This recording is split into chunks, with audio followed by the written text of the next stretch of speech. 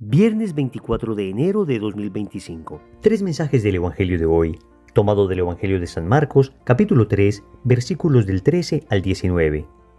En aquel tiempo, Jesús subió al monte, llamó a los que quiso y se fueron con él. E instituyó 12 para que estuvieran con él y para enviarlos a predicar y que tuvieran autoridad para expulsar a los demonios. Simón, a quien puso el nombre de Pedro, Santiago el de Zebedeo y Juan el hermano de Santiago, a quienes puso el nombre de Boanerges, es decir, los hijos del trueno. Andrés, Felipe, Bartolomé, Mateo, Tomás, Santiago el de Alfeo, Tadeo, Simón el de Caná y Judas Iscariote el que lo entregó. Palabra del Señor. Gloria a ti, Señor Jesús. Familia, hoy el Evangelio nos presenta la vocación de los 12 apóstoles. Y noten un detalle bien lindo. El Señor subió al monte. Sabemos que en el Evangelio el monte representa el lugar del encuentro con Dios. El Señor, al escoger los 12 apóstoles que se constituirían en las 12 columnas sobre las cuales iba a edificar su iglesia, el Señor hizo oración. Ya hay una primera enseñanza, y es que antes de tomar las decisiones importantes de nuestra vida, nosotros, a ejemplo del Señor, debemos orar. Pero vamos con tres mensajes de este Evangelio. Primero, Dios te llama. Segundo, ¿y si no estoy preparado? Tercero, no arruines el llamado de Dios. Vamos con el primer punto. Dios te llama. El Evangelio comienza diciendo que Jesús subió al monte, llamó a los que él quiso y se fueron con él. Familia, como decíamos al principio, hoy el Evangelio nos habla de la vocación de los 12 apóstoles. La palabra vocación viene del verbo latino vocare, que significa llamar. Entonces, la vocación es un llamado de Dios, cuando se habla de vocación en términos religiosos. Y miren que hay algo bien lindo. El Evangelio nos dice que Jesús llamó a quienes tenían capacidad. El Evangelio nos dice que Jesús llamó a las personas más instruidas, que Jesús llamó a las personas más eruditas y más importantes. No, el Evangelio nos dice que Jesús llamó a los que quiso. Es decir, la vocación es un llamado gratuito de Dios. Alguien decía por ahí que Dios no te llama por lo que eres, sino a pesar de lo que eres. Y en el fondo tiene mucho de razón. El Evangelio de San Juan en el capítulo 15, versículo 16, nos dice algo al respecto. En el contexto de la última cena, el Señor dice a sus apóstoles: no me habéis elegido vosotros a mí, sino que yo os elegí a vosotros. De manera que cuando alguien decide seguir al Señor, en el fondo lo que Él está haciendo es dar respuesta a un llamado previo, pero nunca la iniciativa es nuestra. Dios siempre tiene la iniciativa y nosotros simplemente respondemos. Entonces ahora sí se puede hablar de distintas vocaciones. Vocación, por ejemplo, a la vida consagrada. Vocación a la vida matrimonial. Vocación a la misión. Es decir, Dios nos puede llamar a múltiples cosas, pero sabemos que todas tienen un punto en común. Y es que toda vocación en el fondo es un llamado a la santidad y siempre deja espacio a nuestra libertad. El Evangelio nos dice que los apóstoles se fueron con él, es decir, ellos tomaron la decisión de ir. La vocación entonces pide una respuesta de nuestra parte. Y aquí quisiera hacer una reflexión en torno a lo que se llama hoy crisis vocacional, porque si nos ponemos a reflexionar seriamente, en realidad no hay crisis en la vocación en la medida en que no hay crisis en el llamado. Dios sigue llamando jóvenes a la vida consagrada, sigue llamando novios a la vida matrimonial, sigue llamando personas a la vida misionera. Lo que hay en realidad es una crisis en la respuesta del hombre. Es una crisis en el corazón del hombre que se ha vuelto sordo y ya no escucha con claridad la voz de Dios. Estamos aturdidos por los medios de comunicación, estamos hiperconectados con realidades virtuales y bastante desconectados con realidades espirituales. El Evangelio entonces dice que llamó a los apóstoles en primer lugar para que estuvieran con él. Miren esto tan lindo. La vocación en primer lugar no es para hacer algo, sino para ser alguien. El llamado que Dios nos hace no tiene como objetivo en primer lugar una actividad que nosotros debemos hacer, sino una transformación interna en nuestro ser. Por eso se ha dicho que la vocación primera que existe es un llamado a la santidad. todas las otras vocaciones, vida matrimonial, vida consagrada, vida misionera o aquella a la que Dios llame a una persona, en el fondo no es sino una expresión de esa vocación fundamental que es el llamado a la santidad, que no consiste en otra cosa sino en estar con el Señor, en unirnos a Él. Y eso es bien bonito del Evangelio. El Señor no habla primero de que los llamó a hacer algo, sino, repito, a ser alguien, es decir, a ser discípulos. Primero se es discípulo, primero se está en intimidad con el Señor y después se es misionero. Recordando aquella bella expresión de la quinta conferencia del Episcopado Latinoamericano y del Caribe que quedó condensado en un documento llamado el Documento de Aparecida, que nos llamaba a nosotros a ser discípulos misioneros. Lo primero entonces es la intimidad con el Señor. El Señor los llama a estar con Él, te llama a ti y me llama a mí a estar con Él. ¿Y dónde está el Señor? En el Santísimo Sacramento del altar. Nos llama a adorar más la Divina Eucaristía.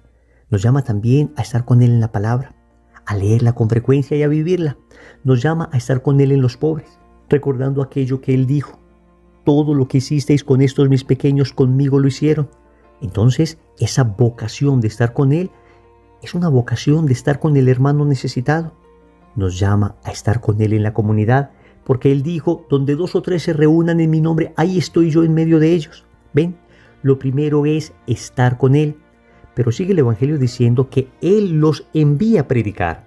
Entonces, una vez nos llenamos de Cristo, podemos darlo a otras personas. Nadie da de lo que no tiene. Primero es llenarnos y luego darnos. Primero es Cristo en nosotros y luego Cristo en nuestros labios para que otros lo reciban. Uno de los graves errores de las misiones actuales, uno de los más grandes errores de la evangelización actual es que se ha hecho mucho énfasis en el hacer y muy poco énfasis en el ser. Entonces organizamos planes pastorales y eso está muy bien. Nos soñamos cómo es una misión y eso está muy bien. Pensamos qué recursos vamos a utilizar y eso es maravilloso. Pero casi nunca se escucha hablar de la necesidad de incrementar la vida de oración, incrementar la vida de intimidad con el Señor, la mortificación, la vida sacramental, es decir, incrementar la presencia de Dios. Entonces nos llenamos de Cristo para luego ir a dar a Cristo. Y también dice el Señor que dio autoridad a los apóstoles para expulsar los demonios. Y es que en el fondo toda obra de evangelización lo que pretende es liberar a la persona de la acción del maligno. Y hoy más que nunca debemos gritar a los 4 vientos que el Señor tiene poder para liberar al mundo de la esclavitud en la que lo ha sumido el demonio. Segundo, ¿y si no estoy preparado? Probablemente después de lo que acabamos de decir puedes estar pensando: ¿y si no estoy preparado? ¿Cómo Dios me va a llamar a mí? Es que yo no soy capaz. Eso de la vocación, eso de evangelizar, eso del llamado de Dios es para personas muy letradas, para personas muy eruditas, para personas que han estudiado mucho. Pero yo tal vez no tengo nada de esto. ¿Cómo me va a llamar el Señor a mí? Familia, el Evangelio nos presenta hoy la lista de los 12 apóstoles. Y la inmensa mayoría de ellos, seamos sinceros, eran bastante sencillos, bastante simples, incluso grandes pecadores. Tenemos, por ejemplo, a unos pescadores. Tenemos a un recaudador de impuestos, un publicano, un tremendo pecador público que naturalmente se convirtió para seguir al Señor. Tenemos a uno que pertenecía a una secta llamada los Celotes, que era una secta nacionalista. En fin, si miramos este grupo solamente desde los ojos humanos, amigos, es que la iglesia no hubiera durado ni 15 días. En un instante ellos mismos la hubieran destruido. Pero es que, amigos, precisamente el Señor escoge estos apóstoles, esta gente sencilla, para que no quepa la menor duda de que la obra que se va a realizar a través de ellos es la obra de Dios y no la obra de ellos. Esta es una constante en todas las manifestaciones de Dios. Incluso si vemos detenidamente las apariciones marianas, nos damos cuenta que la inmensa mayoría de veces Nuestra Señora se presenta a gente muy humilde, campesinos, pastores, gente iletrada, bastante ignorante e incluso analfabeta. Y finalmente, cuando se dan cuenta de esta maravillosa obra que se realiza en torno a la aparición, pues no les queda duda que estas personas simples jamás hubiesen logrado esto si no es que hubiese una verdadera manifestación de Dios allí. Lo mismo pasó con la iglesia. es el Señor finalmente el que obra a través de ellos. Entonces debemos quitarnos esa soberbia de nuestro corazón que nos hace pensar que somos nosotros los que vamos a actuar. Sí, tenemos esa tentación, y en el fondo cuando uno dice es que no estoy preparado, en vez de ser humilde, está siendo algo soberbio, algo orgulloso, porque estamos pensando que somos nosotros los que lo vamos a hacer. Se nos olvida que somos débiles instrumentos, pero en manos del mejor, en manos del Señor. Por eso se ha repetido mucho que el Señor no escoge a los preparados, sino que el Señor prepara a los escogidos. Óyeme bien, el Señor no escoge a los preparados. Normalmente, siempre hay excepciones donde Dios ha escogido personas muy preparadas y muy eruditas, pero lo ordinario es que el Señor no escoge a los preparados, sino que prepara a los escogidos. Eso es lo que se conoce en teología espiritual con el nombre de el don de estado o la gracia de estado. Y no significa otra cosa que el hecho mismo de que Dios capacita a las personas para la misión a la que les envía. Si Dios te pone una misión, tranquilo, Él te va a dar con qué cumplir esa misión. Es lo que repetimos mucho a lo largo de estas meditaciones. Señor, dame lo que me pides y pídeme lo que quieras. Señor, me estás llamando a hacer algo, me estás llamando a esta misión, me estás llamando a evangelizar. Pues dame el don de hacerlo, Señor, porque por mis propias fuerzas no soy capaz. Tartamudeo, no soy capaz de hilar palabras. Fácilmente me pierdo en un discurso, me muero de miedo. Recuerdo algún amigo que me decía, Wilson, yo en el colegio no salía a exponer e incluso estuve a punto de no graduarme porque no quise salir a hacer una exposición en público. Y ahora este misionero predica literalmente ante miles de personas. Y me lo decía él, es que definitivamente tiene que ser la acción de la gracia. Jamás en mi vida me hubiera visualizado así. Y efectivamente es la acción de la gracia. Tercero, no arruines el llamado de Dios.